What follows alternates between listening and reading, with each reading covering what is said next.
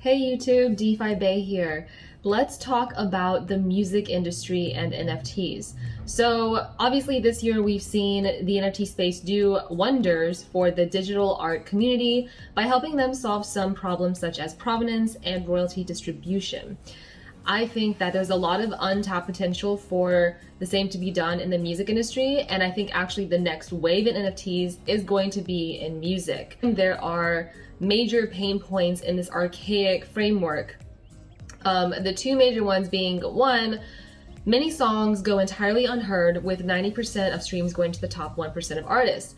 Number two, every time a song is heard, the creator realizes very little value from their work. Now, obviously, teas, tours, and fan clubs can offer incremental revenue for artists, but shouldn't come at the expense of creating art. And oftentimes, this is the case, as is with independent musicians such as myself. So basically, streaming is not sustainable. You're getting less than a penny for each stream. Live events used to pay, but pandemics happen, and now we are here in the new normal. It's really hard to be a full-time musician, and a lot of these record deals are parasitic, even when you get to the top-level games. For example, we saw the drama between Taylor Swift and Scooter Braun. You know, he had the masters, and so she basically ended up having to re-record some of her previous albums that Scooter Braun owned the masters to. So that's a no-no. Those are situations that we want to avoid moving forward. And whether you're an artist or a consumer, I'm going to share with you 8 projects that I think are going to be important in helping shape the space forward. So you know the drill, make sure you like and subscribe. This was a lot of research, but I'm really hoping that's going to be helpful for other artists out there like myself, because the future is happening and the pieces are here for us to put together. So the first project is called Catalog, and I previously mentioned it in my video about NFTs here. Website is beta.catalog.works, and they're essentially a record press, an auction house, and an open music library. They're allowing artists to release full tracks as NFTs via an open market for music. Artists receive 100% of what they sell the record for, and they also set a creator share that they'll get back whenever their record is resold. And because they're curated for now, fans can trust what they're buying is genuine, because everything is verified.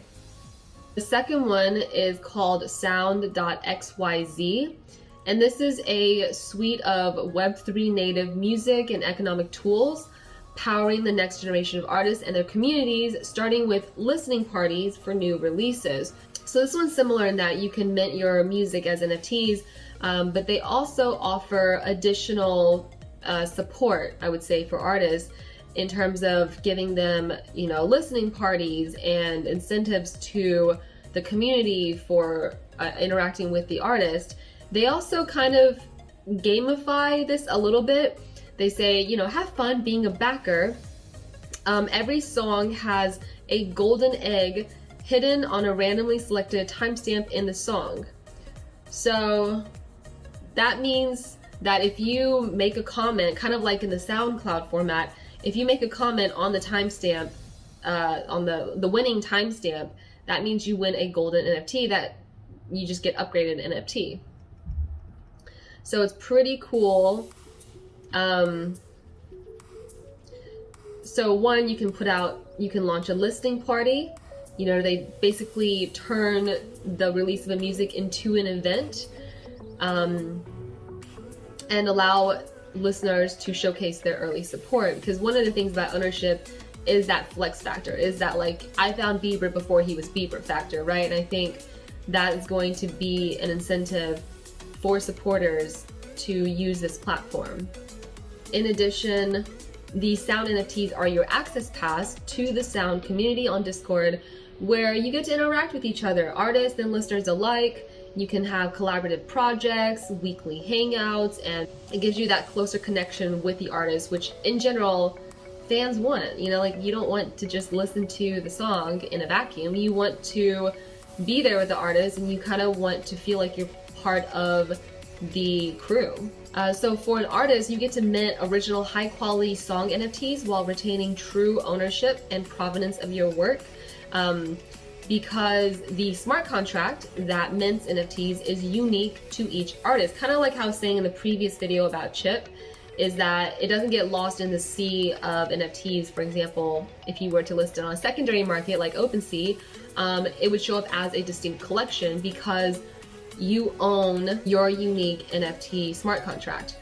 And then, you know, artists get 100% of the proceeds from their work. So Sound XYZ doesn't take a cut. And then 10% of each resale without giving up any ownership of their master or publishing rights. Hello, Taylor Swift. And they verify every artist has ownership of the contract so that backers can trust the authenticity of what they're buying. And Sound Studio is also completely free to use. And number 3 is soundarts.io. It is a generative audio and visual NFT platform. Artist collaborations are curated by the Sound Arts DAO. The first drop is going to be the collaboration between the musical artist, Cloud, and the visual artist, Hooker.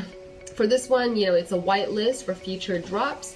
You get Discord access, you basically a closer connection to the artist, both visually and musically, and you get full license rights for non-commercial use. And this is kind of fun too because it's a generative musical and visual piece from your favorite artist. So people really like what's custom, right? And one of the things that made art blocks, I think, so popular is that you were able to mint a custom piece. Like nobody knew what they were gonna get when they minted it. And that aspect is here as well, where when you mint something, you don't really know what the visual component is gonna be like. So it's kind of cool in that sense because it makes it more personal to the user experience. I think they're also going to play with the audio properties as well, kind of like what async does. If you don't know what async is, refer to my previous video here. But they have a lot of details that they still need to release, so definitely keep an eye out for that one. The 4th one is called Mintsongs.com. This one, they take 5% of every primary sale and 2.5% on every secondary sale, like OpenSea. They are carbon negative or neutral, and the creator of the NFT makes a 10% royalty on every resale of their NFTs. What's interesting is that they have a team of ex-Spotify and Pandora people. So number 5 is going to be Royal.io. This is the startup led by Blau, who is a EDM DJ and a heavy hitter in the crypto space. Like all the previous ones, this is kind of curated for now, so you have to apply as an artist. And this is more focusing on shared ownership of music. So the idea here is to buy ownership in songs to directly support your favorite artists and earn royalties with them. If you really believe in the artist, you're investing in the artist themselves directly. There's a lot of big names behind it, so definitely something to keep an eye out for. The 6th one is called stemsdao.com, and they say that they are the art blocks of music. And when I asked that in Discord, they elaborated by saying that's because they partner with human artists who make human music to create NFT collections that fit their aesthetic with or without a visual component. And it can be generative if the artist wants it, but they're focused on the overall art piece that comes out of the process and the community around it, and they try to incentivize interactions between artists and their superfans. They say that they are the Web3 music label, in a sense, I'm guessing, which sounds like they're trying to curate artists as well and grow them like a music label would, support them in a lot of the marketing endeavors. Number 7, this one's interesting. It's called Song Camp, and they run these camps or cohorted projects that test out different ideas around music making, collective creation, and distribution. These are kind of like the mad scientists of music NFTs, and they're very experimental. Musicians often grow used to a world where we wait months or even years to receive any sort of revenue from our work, if at all, which, by the way, would never work in any other industry. Think about it. Here we experienced a project that in the span of a few weeks went from nothing to 3 songs and an artwork created from scratch to over $30,000 in value. So kind of like a rabbit hole to get there, but yeah. So this is their kind of like Medium article on how they did it and a little bit more on what they do. It's definitely interesting. It feels a little bit smaller and more grassroots. This is also another collaborative project between visual artists and musicians, which just makes sense. It happens naturally anyways. I mean, this is still experimental, so I think, you know, there's a lot of room for change as they develop in the future. If you're interested, definitely join the community and contribute. Number 8 is Arpeggio.io.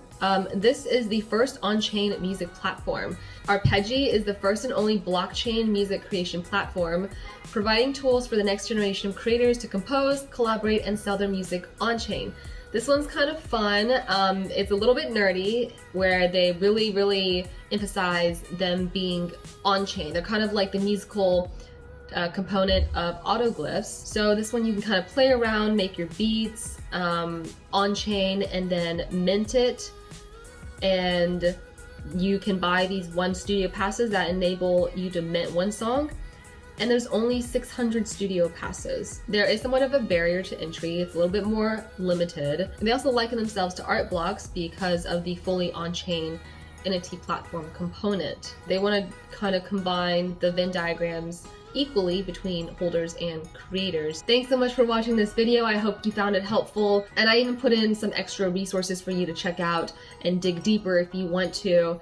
I would love to hear your thoughts on the music and NFT space, where it's going next. Like and subscribe, and I'll see you in the comments below.